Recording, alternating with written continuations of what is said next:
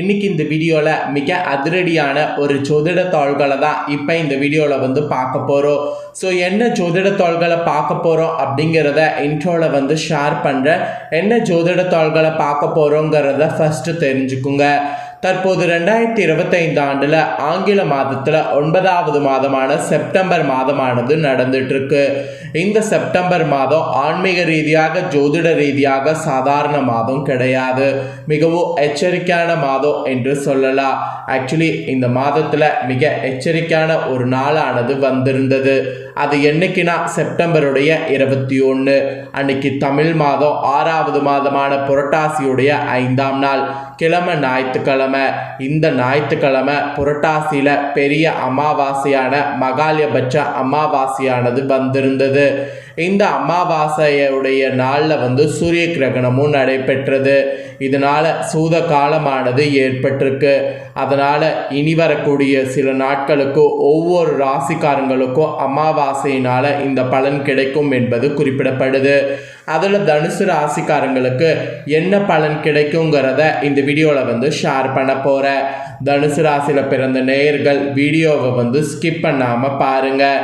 உங்கள் ராசி நட்சத்திரத்துக்கு அமாவாசையினால் கிரகங்கள் சேர்ந்ததுனால என்ன பலன் கிடைக்குங்கிறது இந்த 10 நாட்களுக்கு தெரிஞ்சுக்குங்க.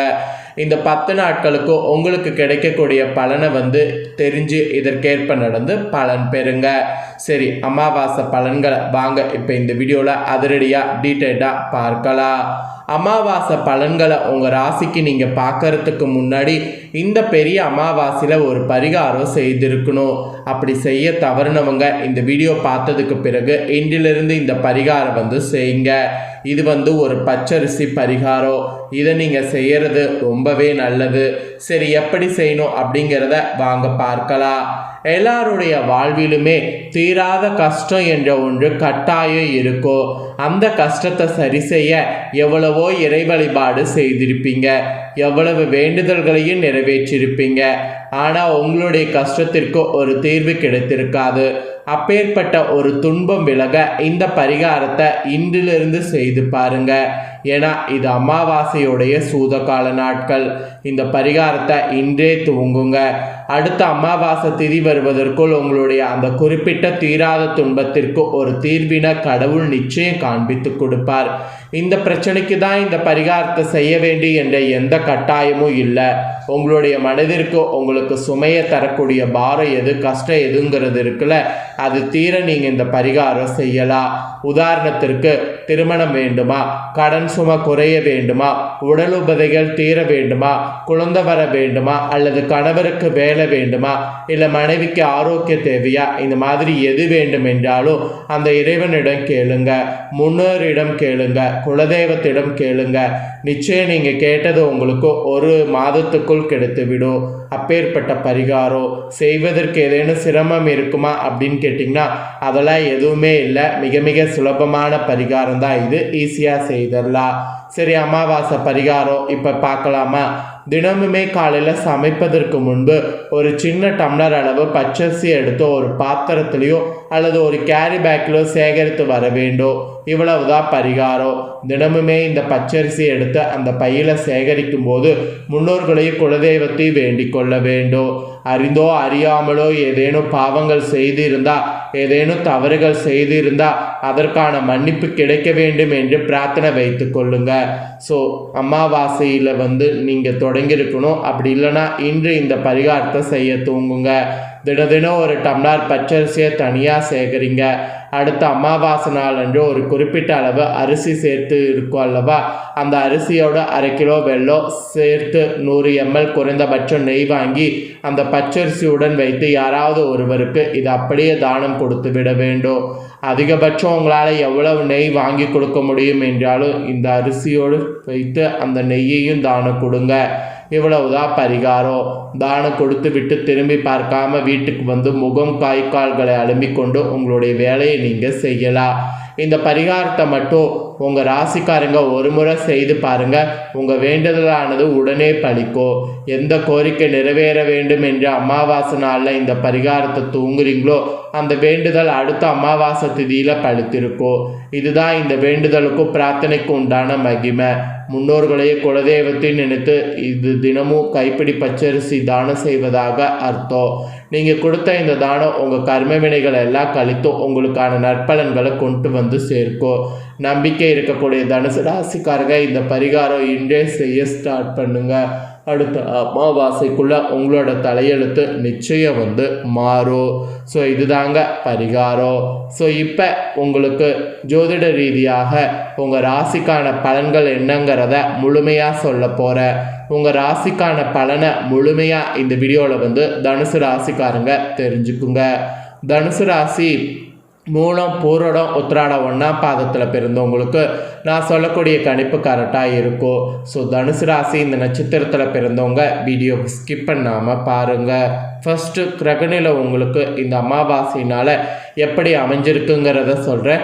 அதை முதல்ல தெரிஞ்சுக்குங்க. தைரிய வீரிய ஸ்தானத்தில் சனி வக்ரத்தோடு கூட ராகு, கலஸ்தரஸ்தானத்தில் குரு, அஷ்டமஸ்தானத்தில் சுக்கிரன், பாக்கியஸ்தானத்தில் சூரிய புதன் கேது, தொழில் ஸ்தானத்தில் செவ்வாய், ஐனசைன போகஸ்தானத்தில் சந்திரன் என கிரகங்கள் உங்களுக்கு வள வருது.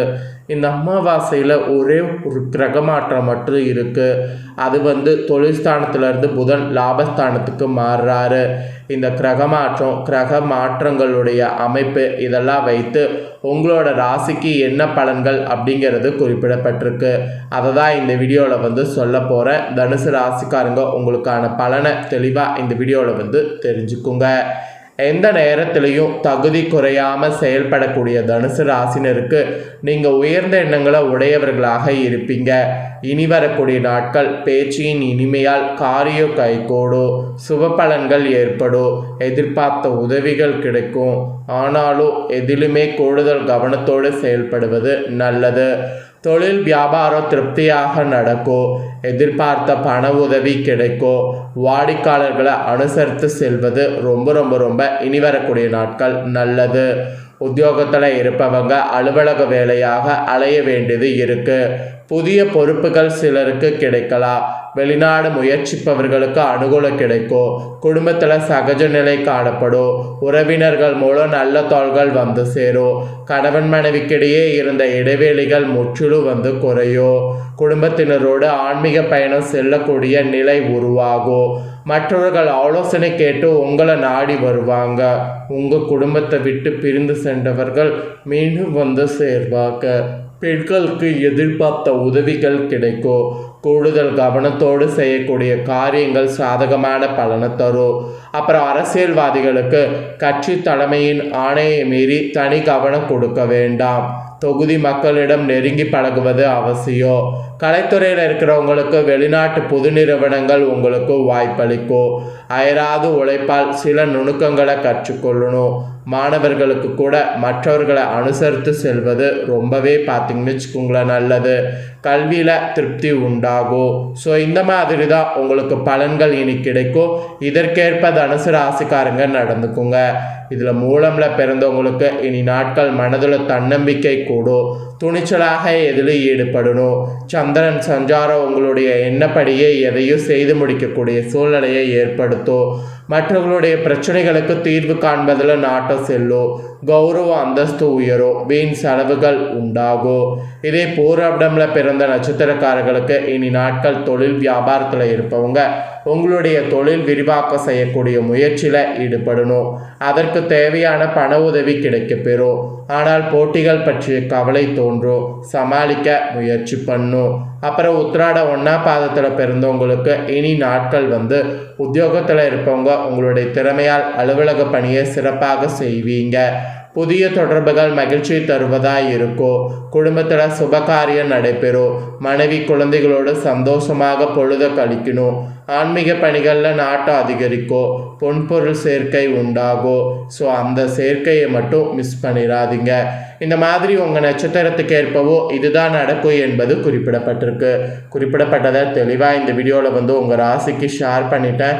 ஷேர் பண்ணதை தெரிஞ்சிருப்பீங்க. தெரிஞ்சதுக்கேற்ப நடந்து பயன் பெறுங்க.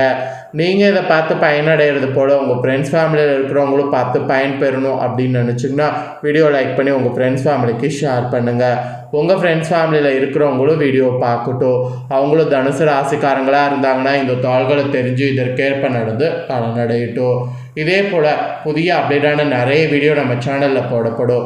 அதை எல்லாமே உடனுக்குடனே தெரிந்து கொள்ள மறக்காமல் நம்ம சேனலை சப்ஸ்கிரைப் பண்ணுங்கள். கூட பெல் பண்ண ப்ரெஸ் பண்ணுங்கள். ஃபஸ்ட் டைம் பார்க்குறவங்க அதை நீங்கள் பண்ணிட்டீங்கன்னா இனி நான் போடுற மற்ற அப்டேட்டான எல்லா வீடியோஸும் உடனுக்குடனே தெரிந்து கொள்ளலாம். சப்ஸ்கிரைப் பண்ணுங்கள். தேங்க்யூ.